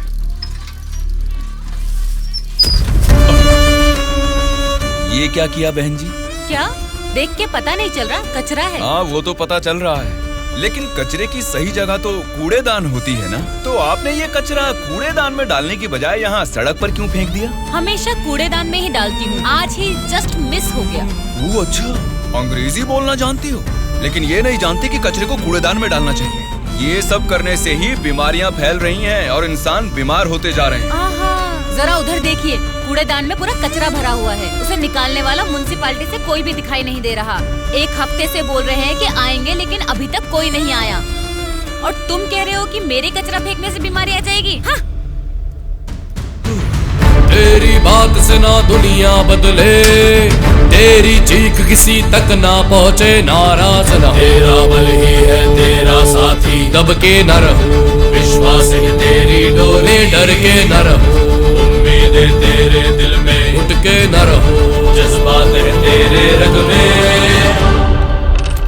Hello, municipality office. कौन बोल रहा है? नारायण स्वामी जी है क्या? अरे आपको कैसे पता चला?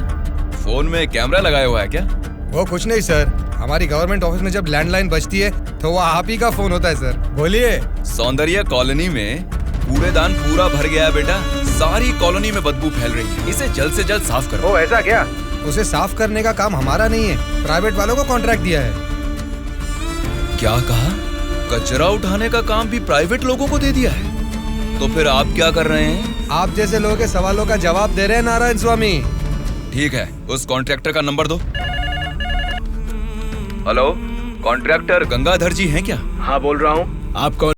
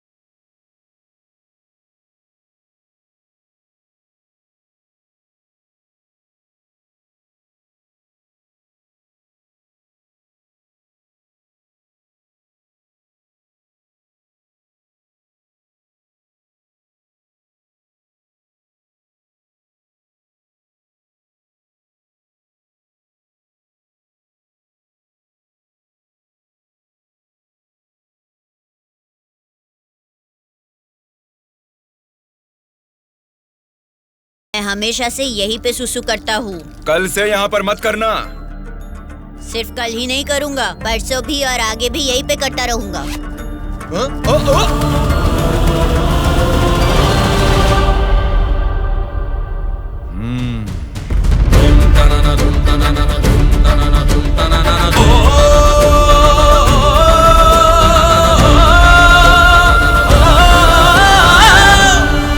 क्या हुआ? क्यों नहीं पेशाब किया?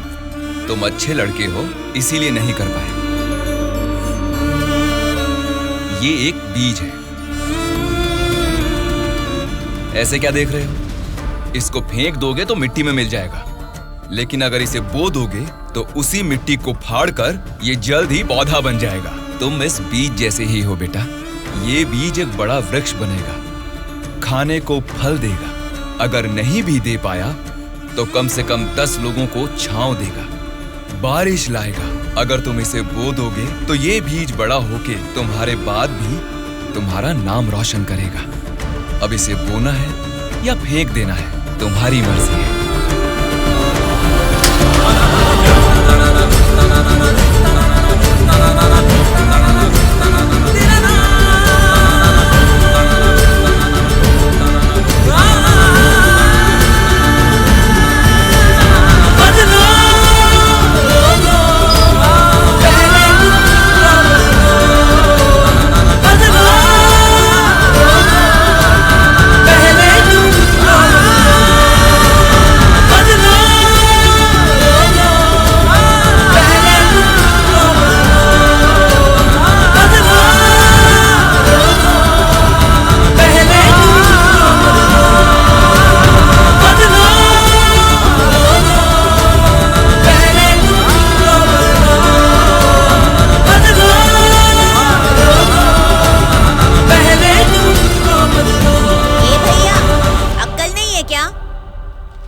यहाँ इतनी सफाई है, यहाँ सुसु क्यों कर रहा है? वहाँ पब्लिक टॉयलेट है, उधर जाके सुसु करना। अरे वहाँ जाके हल्का होने का 2 रुपए लेते रे, पीने का पानी 1 रुपए रे, और हल्का होने के लिए 2 रुपए कहाँ से लाऊं मैं?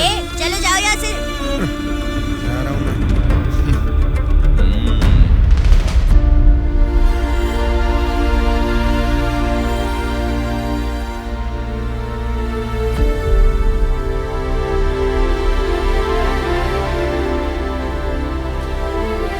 बेटा, राष्ट्रीय झंडे को उल्टा नहीं लगाते, गलत बात। राष्ट्रीय झंडे को ऐसे लगाते हैं, ऊपर केसरी, नीचे हरा। चलो झंडा फहराओ। क्या सोच रहे हो? तुम्हारा बोया हुआ बीज ही नहीं, मेरा बोया हुआ बीज भी बढ़ने लगा है, जल्द ही पेड़ बन जाएगा। चलो फहराओ।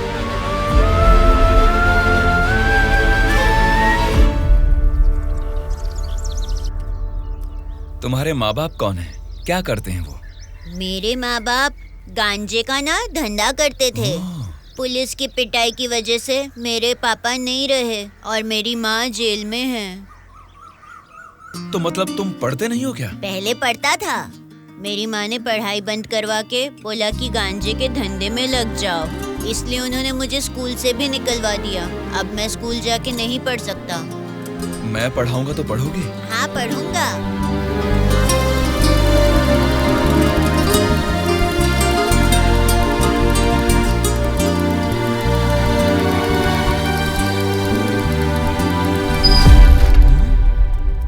क्या कर रहे हो? स्कूल के बच्चों को दारू बेचना गलत बात है, वो भी इतने छोटे बच्चों को। 18 से कम उम्र वालों को दारू नहीं बेचनी। पता है ना तुम कानून का उल्लंघन कर रहे हो। कौन मैं? कानून की आंखों पर तो पट्टी बंदी है। पट्टी निकालो और अपने पीछे जेब में डाल दो। सिगरेट की दुकान स्कूल के बाजू में हो सकती है, मेरी वाइन शॉप नहीं हो सकती। मैंने कानूनन लाइसेंस लेके ये शॉप यहाँ खोली है। वैसे ही धंधा नहीं होने से हम परेशान हैं, और तुम यहाँ आकर उपदेश देकर टाइम और धंधे की वाट लगा रहे हो। पढ़ाई करने वाले बच्चों को ही नहीं, पैसा मिलेगा तो दूध पीने वाले बच्चे को भी दारू बेचूंगा मैं, समझा तू? मेरा धंधा ही धर्म है। एक तो गलत काम कर रहे हो, ऊपर से चिल्ला रहे हो। हाँ चिल्लाऊंगा, क्या कर लेगा तू?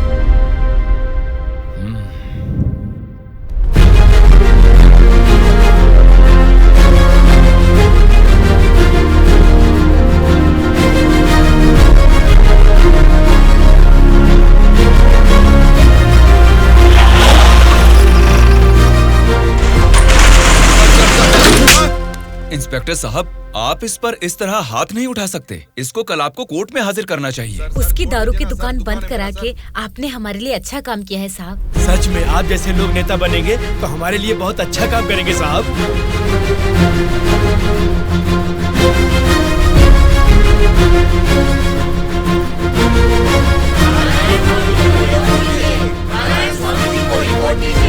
उस दिन जनता ने नारायण स्वामी को बहुत अच्छी मेजॉरिटी से जिताया था।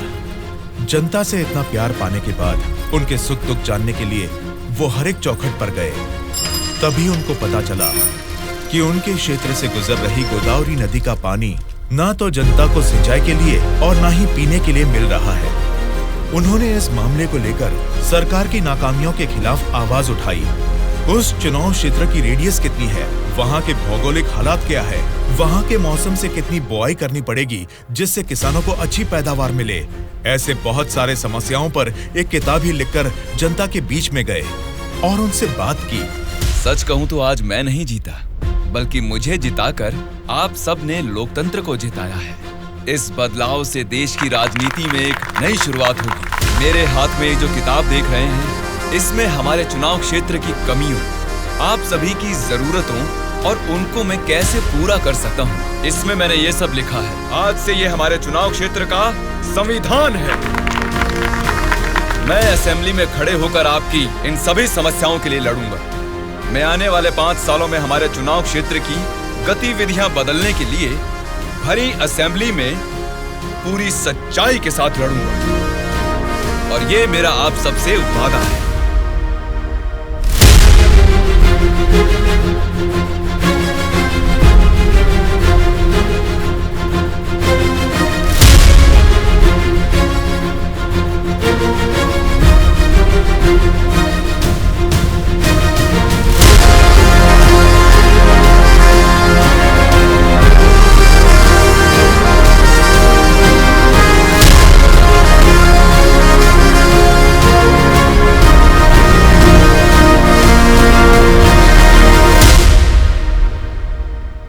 स्पीकर महोदय, ये हमारे चुनाव क्षेत्र की समस्याओं की किताब है। अगर मुझे थोड़ा सा समय मिल जाए तो मैं उन सभी समस्याओं से आपको रूबरू कराना चाहूंगा।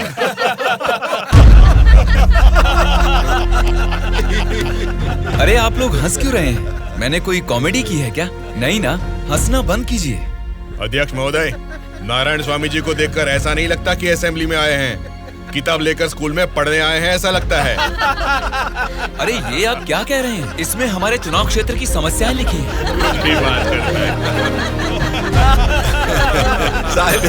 स्पीकर महोदय ने साइलेंस बोला, फिर भी हंस रहे हैं। चुप हो जाइए। ये क्या स्पीकर महोदय, ये तो आपकी भी नहीं सुन रहे। The house is adjourned. Tomorrow at 8 a.m.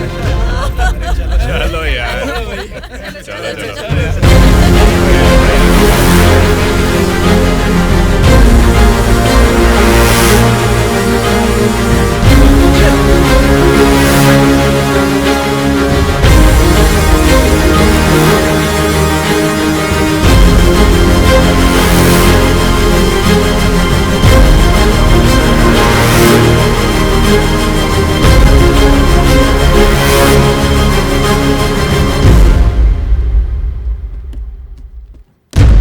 Bhaskar Reddy ji, आज का अधिवेशन आपसे शुरू करते हैं। अध्यक्ष महोदय, पिछले सरकार की भ्रष्टाचार की वजह से पूरे राज्य का सर्वनाश हो गया है सर।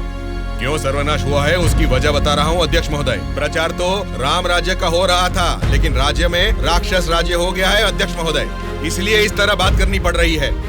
ये क्या बोल रहे हो तुम? हमारी सरकार को राक्षस की सरकार बोल रहे हो? मुंह पे जुबान है तो क्या कुछ भी बोलोगे Bhaskar Reddy?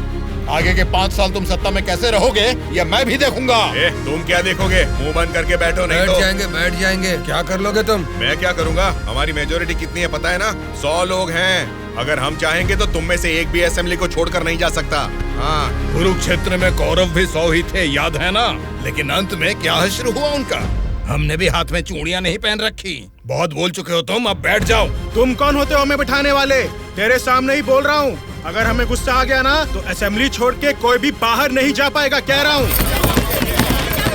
Silence, silence, please क्या कह रहे हो, नहीं जा पाएंगे? मतलब मारोगे हमें? दम है तो आ जाना, देखते हैं। ये क्या रे, हम लोग कुछ बोलते नहीं इसलिए सर पे चढ़ गए।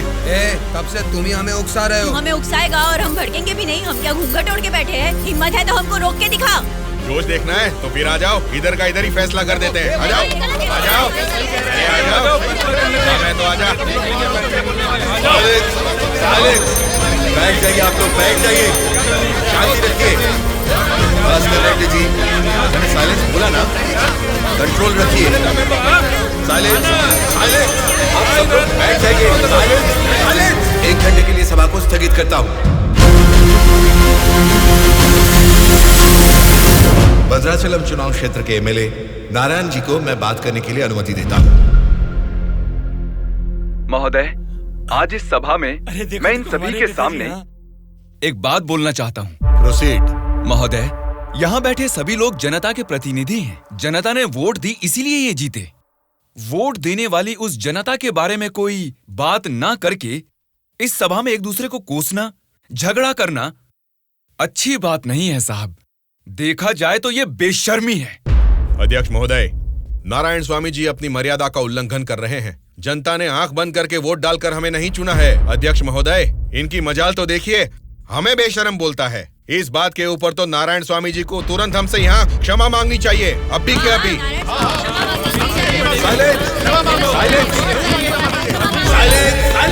भास्कर रेड्डी जी, अरे मैंने तो लोकतंत्र की बेशर्मी बोला था, आपको बेशरम नहीं बोला। देखिए, इन क्षमाओं और झगड़े से सभा के समय को बर्बाद करने की बजाय हमें मिलकर जनता की जरूरतों और समस्याओं के बारे में बात करनी चाहिए। मतलब हम यहाँ झगड़ा करने आए हैं क्या? हमारे मुख्यमंत्री और हमें जनता का पालन कैसे करना है तुम बताओगे? अध्यक्ष महोदय, यहाँ पर आए सारे नेताओं से नारायण स्वामी जी को क्षमा अभी के अभी मांगनी ही होगी।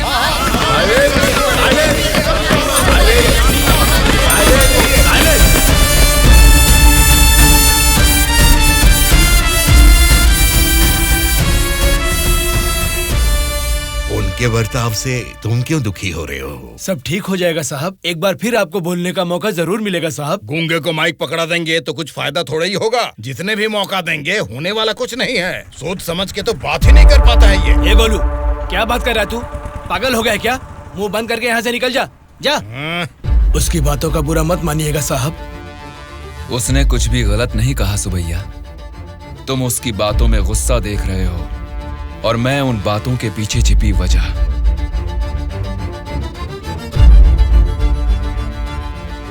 महोदय, हमारे चुनाव क्षेत्र में सारे संसाधन हैं, लेकिन उन्हें कैसे इस्तेमाल करना है हमारे लोग ये ना जानने की वजह से पीछे रह गए हैं। इस बारे में सरकारी पार्टी को कई बार विनती करने के बाद भी वो लोग फंड्स अलॉट नहीं कर रहे। अगर ऐसा ही रहा तो हमारे चुनाव क्षेत्र की जनता हम पर भरोसा कैसे करेगी? बोलिए महोदय।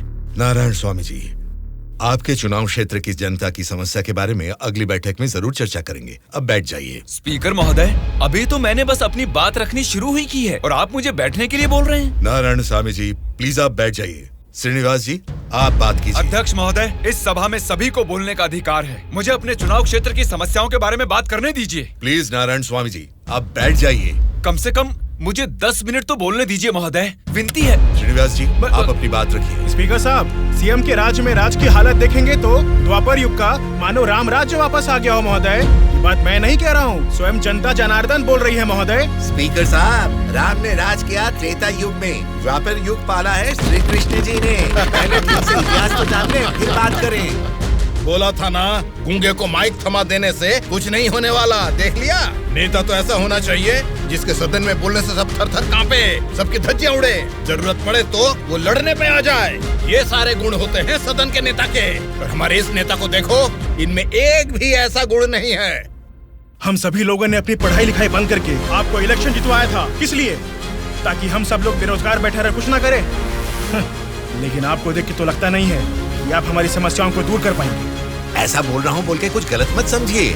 असेंबली में गला फाड़ के चिल्ला के बात करने वाले को ही नेता बोलते हैं। एक जुझारू नेता ही हमारी समस्या को सुलझा सकते हैं। एक सलाह देता हूँ, एमएलए पद से ना आज ही इस्तीफा दे दो। भद्राचल के चुनाव क्षेत्र के एमएलए नारायण स्वामी जी को बात करने के लिए अनुमति देता हूँ। अध्यक्ष महोदय, हमारे चुनाव क्षेत्र के चारों ओर पानी ही पानी है, लेकिन एक घूंट भी पीने लायक नहीं है महोदय। वहाँ के लोगों की स्थिति बहुत खराब है महोदय। जरा उनके बारे में कुछ सोचिए। और सिर्फ एक यही समस्या नहीं है साहब, शिक्षा, चिकित्सा, रोड, मैं तो कहता हूँ पूरा क्षेत्र समस्याओं ही समस्याओं से भरा है महोदय। इसीलिए मेरी आपसे विनती है कि अध्यक्ष महोदय, नारायण स्वामी जी के चुनाव क्षेत्र में सिर्फ और सिर्फ जनता को ही सारी समस्याएं हो रही है, लेकिन इनके राज्य में सरकार बनाने वाली पार्टी के गुंडों की वजह से वहाँ की जनता की जान जा रही है। अध्यक्ष महोदय, सत्ता इनके हाथ में है और पैसे बनाना ही इनकी पार्टी का मकसद है। दरअसल सत्ता में रहकर इन्हें अपनी दारू की दुकानें चलानी है और सारा इल्जाम हम पे थोपना है। अध्यक्ष महोदय, हम सिर्फ दारू की दुकान ही चला रहे हैं साहब। ये विपक्ष के लोग जब सत्ता में थे तब सीधा ब्रोथेल हाउस ही चला रहे थे। हाँ साहब, ये सही कह रहा हूँ मैं। जरा उनको देखिए, बोलते कुछ है करते कुछ और है। देखिए सर, ये कैसी बातें कर रहा है, कितना गिरा हुआ आदमी है ये अध्यक्ष महोदय। Silence, silence. मैंने क्या गलत कह दिया अध्यक्ष महोदय? ये रमा देवी कौन है, क्या चरित्र है इनका? एक जमाने में रेड लाइट एरिया में उन्होंने क्या गुल खिलाए हैं सब जानते हैं।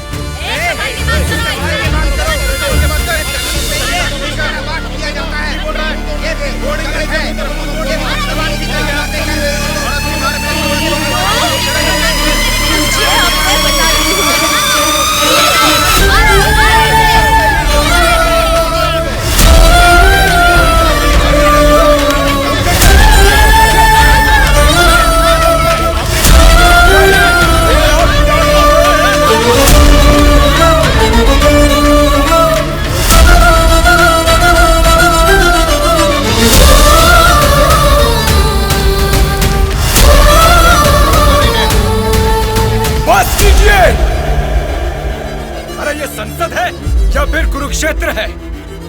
शर्म आनी चाहिए तुम सबको। सरकारी पार्टी को जवाब देना है, विपक्ष की पार्टी को सवाल करना है। आप सब देखिए क्या कर रहे हैं। क्या इसीलिए जनता आप लोगों को जिता के यहाँ तक भेजती है? जनता को बदलना है, जनता बदलनी चाहिए, तब से यही सब चिल्ला रहे हैं। 5 करोड़ की जनता में से सिर्फ 299 लोग ही यहाँ आए हैं। मतलब बदलना जनता को नहीं है, बल्कि हमें बदलना चाहिए। हमारे ऊपर भरोसा करके हमको वोट देके जिताने वाली जनता के लिए हमें कोई लड़ाई या जंग करने की जरूरत नहीं है, बल्कि उनकी समस्याओं की चर्चा करके उनकी जरूरतों को पूरा कर दें, यही बहुत है। लेकिन तुम लोग देखो क्या कर रहे हो, सिर्फ और सिर्फ अपने फायदों के बारे में सोच रहे हो और भोली भाली जनता को धोखा दे रहे हो। ये सब कुछ मैं इसलिए नहीं बोल रहा कि मैंने मार खाई और मेरा कुर्ता फट गया। ये एक बहुत ही पवित्र और महापुरुषों की जगह है। ये संसद भवन है। देखा जाए तो यहाँ पर आप जैसे लोगों के लिए कोई स्थान नहीं है। यहाँ पर सिर्फ साहसी, सच्चाई का साथ देने वाले ईमानदार लोग ही आने चाहिए। जब ऐसे लोग इस संसद भवन में आने शुरू होंगे, सिर्फ और सिर्फ तभी इस राज्य और देश का भला हो सकता है।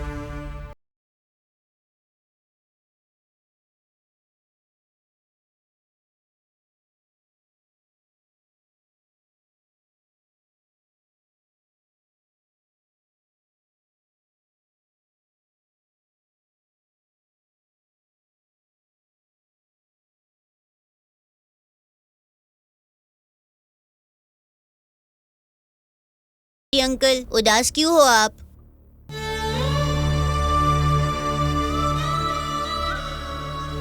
मैं हार गया।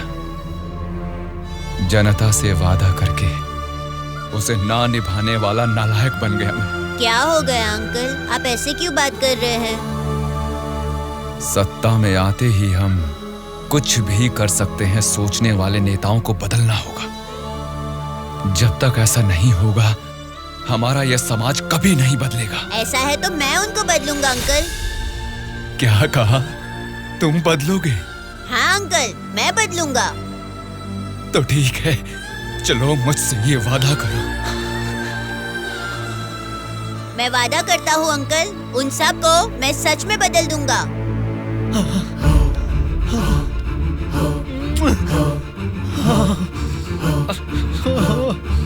बदलना है, तुमको ही बदलना है, तुम ही बदलोगे।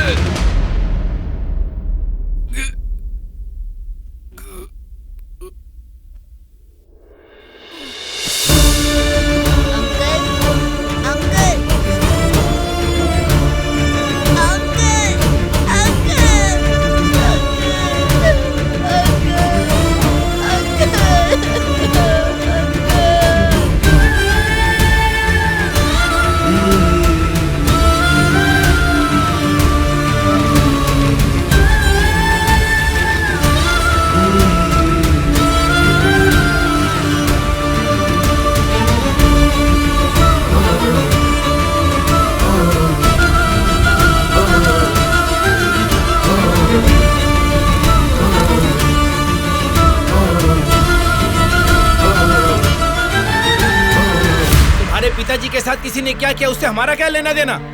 हम लोग जनता की सेवा करने वाले हैं। हमें यहाँ बुलाकर तकलीफ देना ठीक बात नहीं है। जनता की सेवा? क्या जनता की सेवा करते हैं आप लोग? एक एक करके बताइए। हर महीने बुजुर्गों को राशन मिल रहा है, और यही नहीं, अपाहिजों को हर महीने पेंशन दिया जा रहा है, बेरोजगारों को बेरोजगारी भत्ता दिया जा रहा है। इतने अच्छे काम कर रहे हैं, ये सब सेवा नहीं है क्या? जनता की सेवा करने का मतलब टाइम पर राशन का चावल और दाल देना है क्या? नहीं ना। 20 साल के लड़के को बेरोजगारी भत्ता क्यों देना?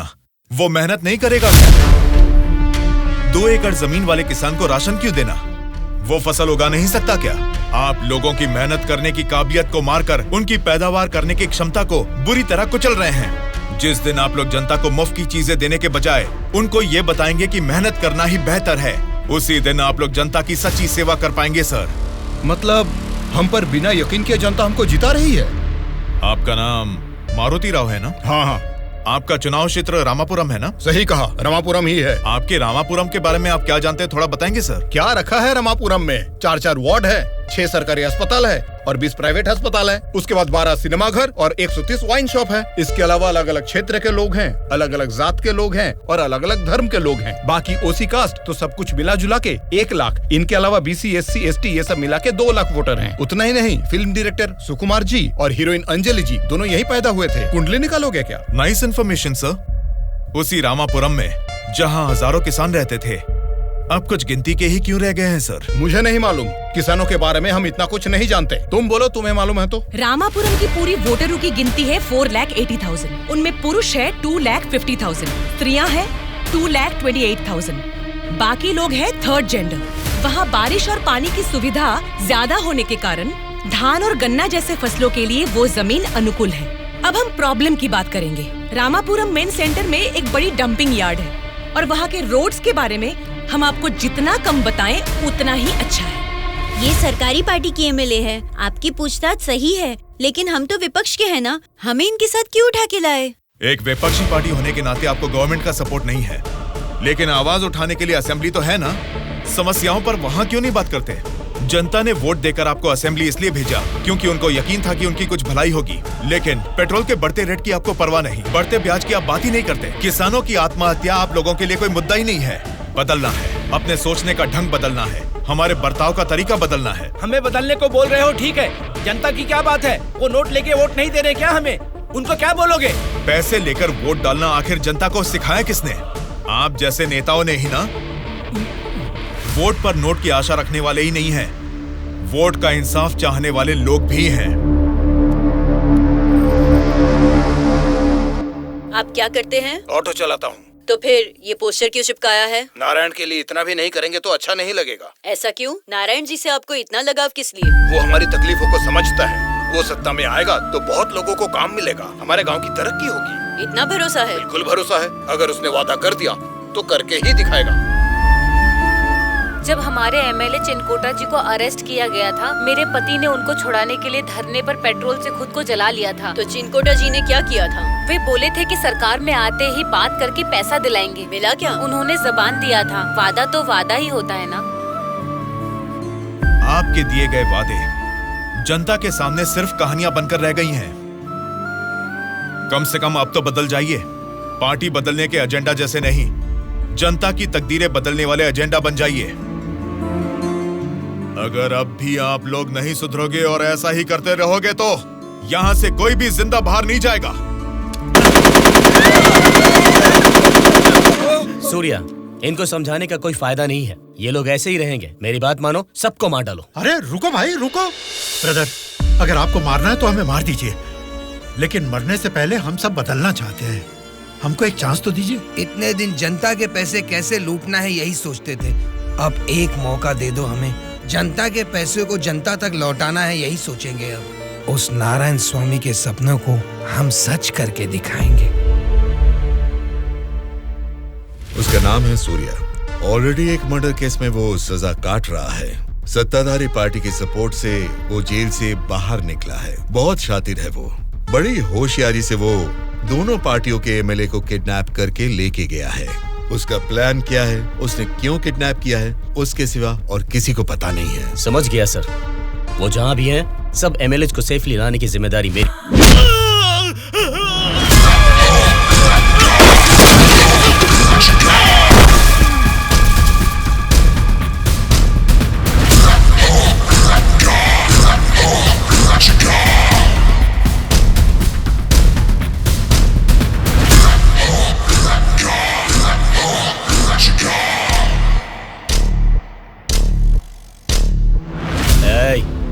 को मार के एमएलए को लेकर जल्दी आ रहे हैं। कौन आता है देखता हूँ। रुक जाओ।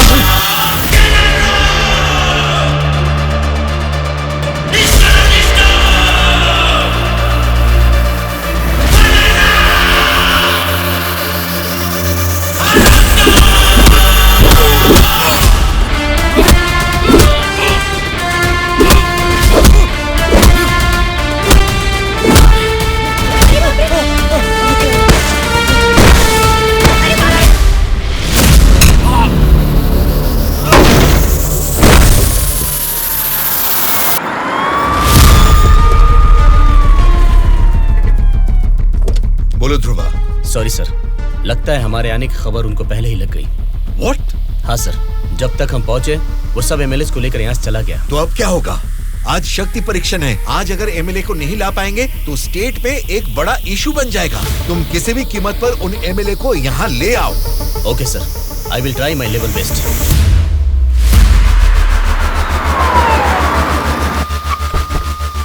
ये लीजिए मैडम फाइल, सबके दस्तखत हैं इसमें। हमारी गवर्नमेंट को सपोर्ट करने वाले एमएलए की list sir. Go ahead. Wish you all the best. Thank you sir. Welcome.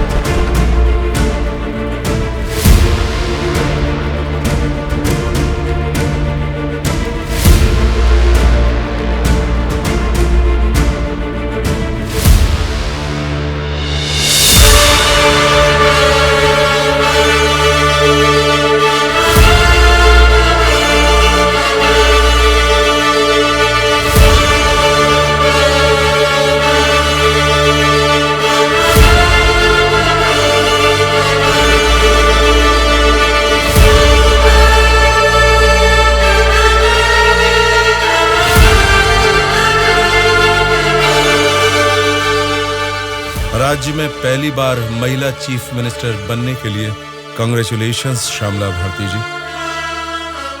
Best wishes. Thank you. एक आदमी के अच्छे काम की वजह से आज हम सभी लोग एक नई सोच के साथ इस असेंबली को देख रहे हैं। ये बात तो हमें मानना ही पड़ेगा। ये सदन पवित्र मंदिर जैसा है। इसकी गरिमा के लिए हमें सभ्य बर्ताव करना ही पड़ेगा। सबसे पहले मैं विपक्ष पार्टी से दरख्वास्त करूंगा कि उनके पास जनता की जो भी समस्याएं हैं उसका जिक्र इस सदन में करें। अध्यक्ष महोदय, असेंबली का सत्र चालू होने का आज पहला दिन है और पहले ही दिन विपक्ष पार्टी के सदस्यों को पहले बोलने का मौका देने के लिए मुख्यमंत्री जी को, स्पीकर साहब को मेरी तरफ से और मेरी पार्टी की तरफ से धन्यवाद देना चाहूंगा। पिछले 2 सालों में कोरोना महामारी ने जनता के जीवन को अस्त व्यस्त बना दिया है। जनता के स्वास्थ्य के बारे में अब समय आ गया है कि हम जाग जाएं। उसके लिए गरीब लोगों को इंसाफ दिलाने के लिए सारे विपक्ष की तरफ से मैं प्रार्थना करता हूं। इस मुद्दे पे मैं राज्य के मुख्यमंत्री श्यामला जी से दरख्वास्त करूंगा कि कुछ बोलें। अध्यक्ष महोदय, सबसे पहले बिना झगड़ा किए ऐसे अच्छे वातावरण में जनता की भलाई के लिए और उनकी उन्नति के लिए एक उपयोगी बिल को इस सभा में प्रस्तुत किया गया है, जिसके लिए विपक्ष पार्टी के नेता राम मोहन राव जी का और उनकी पार्टी का मैं अभिवादन करती हूँ आम जनता को भी बेहतरीन इलाज मिल सके, फिर चाहे वो 10 रुपए का हो या फिर 10 लाख का, उनको मिलना चाहिए। इसी सोच को आगे बढ़ाते हुए आप सबके समक्ष इस फाइल पर मैं सबसे पहले दस्तखत करती हूँ।